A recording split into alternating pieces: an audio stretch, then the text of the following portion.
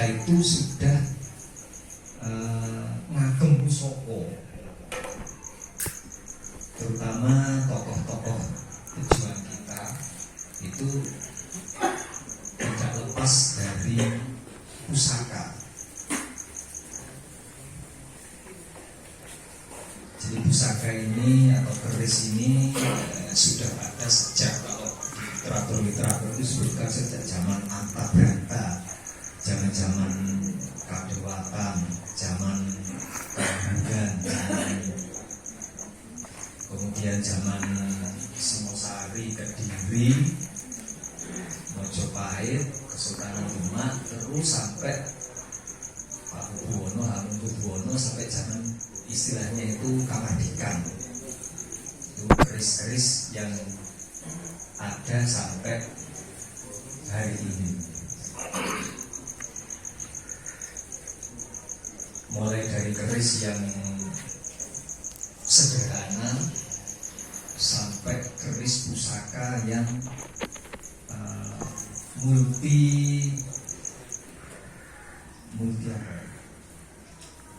Jadi keris itu mulai dari keris yang sederhana sampai keris-keris pusaka yang sifatnya itu kewahyon. Jadi keris pusaka kewahyon adalah salah satu keris-keris yang sempurna negara. Termasuk diantaranya kami pada tahun 2005 itu beramai-ramai membuat keris pusaka Nahdlatul Ulama yang saat ini berada di Museum NU Gayungsari. Jadi pamornya waktu itu kami buat pamor gadung muntir. Jadi ya seperti gadung muntir. Kemudian pamornya di luarnya waktu itu. Jadi di samping wasuta, beras suta, kemudian gadung muntir. Ini juga ada filosofinya. Kemudian dapurnya waktu itu kami buat sepang dengan filosofi keseimbangan antara, kalau Nahdlatul Ulama itu pengurus pusat dengan pengurus daerah, kalau pejabatnya antara pejabat dengan masyarakat dengan rakyatnya dan seterusnya. Kemudian di keris tersebut itu juga kami tinata, kami beri logam emas di samping simbol Nahdlatul Ulama juga ada bintang Somo dan ada ta'awud juga dan seterusnya. Itu salah satu keris pusaka yang bisa dikatakan sempurna negara. Warangkanya waktu itu dari cendana wangi, di simbol wangian. Kemudian ada juga kendogo atau tepi. Jadi memang kami buat dengan ritual-ritual tertentu juga. Jadi tempat pertama itu Wasurya waktu itu dari MBC Singosari. Beliau sudah kemudian perjalanan pusaka ini di beberapa tempat itu dideskripsikan, dipojok-pojokkan sebagai alat-alat menuju kemusyrikan. Jadi dianggap bahwa keris ini salah satu alat yang bisa menjerumuskan kita melakukan kemusyrikan. Nah, nanti akan disambung oleh pembicara yang lain. Jadi kalau kita melihat ada keris, ada kemelung dupo, kemudian ada berampe, ada sesajen, itu sebetulnya di Jawa itu memiliki filosofi. Jadi tergantung siapa yang melakukan itu. Kalau yang ngobong dupo itu misalkan orang santri, tentu berbeda dengan orang yang bakar dupo malam-malam di tempat-tempat tertentu. Jadi ada yang mungkin atau mungkin suguh bonto arum agar supaya dia besok mendapatkan sesuatu dari yang membawa reksa dan sebagainya. Nah, bagi santri yang membuat sesaji, kemudian mengerti makna filosofinya, kemudian mau berwupo, itu kadang-kadang memang disiapkan untuk mendampingi dia di dalam berdoa. Seperti tadi yang saya sampaikan bahwa Sidikoro atau mantra sebuah pusaka itu memang ada ubur apinya. Nah, ini juga mungkin tercatat di literatur, makanya ada mungkin tumpeng raja besi, mungkin ditambah soko bolong, kemudian ingkung, kemudian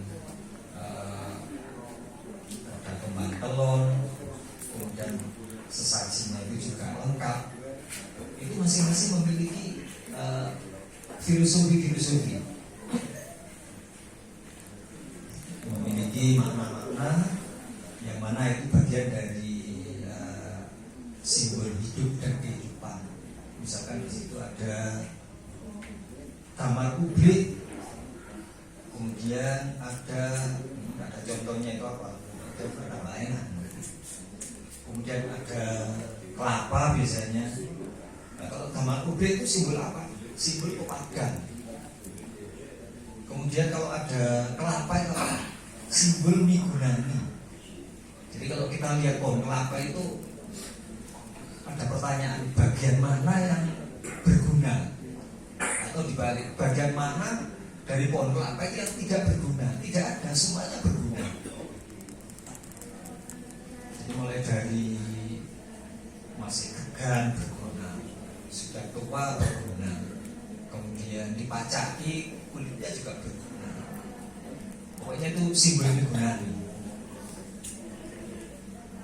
Itu berkaitan dengan bagian dari sajen atau burampi. Nah, jadi intinya sajen dan burampi ini tergantung keniatan atau siapa yang menampilkan tersebut.